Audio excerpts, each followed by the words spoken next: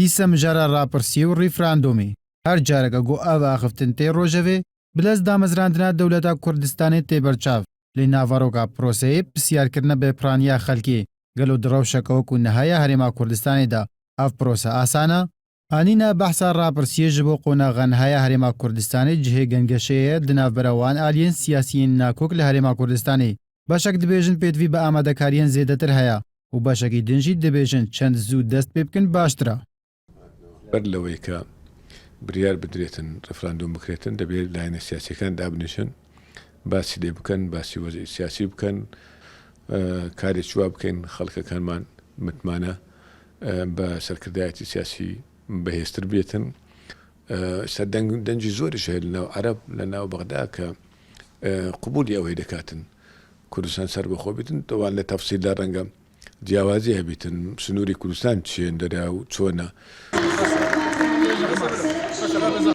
هەرچەندە سەرکردایەتیە پارتیا دیموقراتا کوردستانی گۆدێ دەما داویدە بەرەوانیە دیگەی لەسەر ئەنجامدانە ڕاپرسیە لێ بەپێتوی دزانێ گۆلێ گەر سەرکردایەتیە سیاسیە عێراقی گۆد و بێژا بکەن ji ber hîna ji herêma Kurdistanê beşek ji Iraqê. Min ezanim 99 li xelkî Kurdistan alin ême demanê serbexwe bin. Ême basî navmalî xweman dekeyne. Navmalî ême ziyadtir rebtî bi Iraq hewa. Eger Tirkiye û Îran û Sûriye xweman lême bikene be nahez bikene û yan zid bin û heqiyan niye. Eme welatî ême ême li Iraq hewa merbûtîn.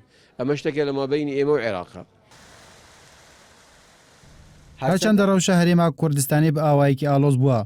گو هەر گاڤەکە سیاسی دەبێتە ماڵ بەسەر پارتیەکێڤە ji ber got gelek proje û raman têne rojevê lê dibine nerît derbarê rapirsî û referandûmê Mihemedê Hacî Mehmûd tiştekî din dibêje. Referandûm boştî giring e gewre ye mesela Kurd dewletî evê ya neyêvêt. Kurd konfederalî evê ya ku îsab mêneto. Kurd legal Bexda biya Bexda nebe. Referandûm bo mewzueye. Ême hemû ştêk eger bigerêtixwe bo xelkî Kurdistan xirab niye. Ebê hizbe siyasiyekan, ebê hemû xelkî Kurdistan, Çîn û tûjekan leser mesele giringekan êsta rêk bin. Çunke ew gorane gewre nêwdewletî cîhaniye li mentîqeke de heye eger Kurdek nebe bergey nagire. Bi sedema ezmûna 24 salên derbasbûyî ji hikûmraniyê û rewşa têkçûyî Iraqê herêma Kurdistanê wek dewletekê dan pê nehatiye dayîn. Lê ji bo got referandûm bibe babalgeheke navdewletî bêtiviye li ber çavê cîhanê raya piraniya xelkê Kurdistanê bê wergirtin.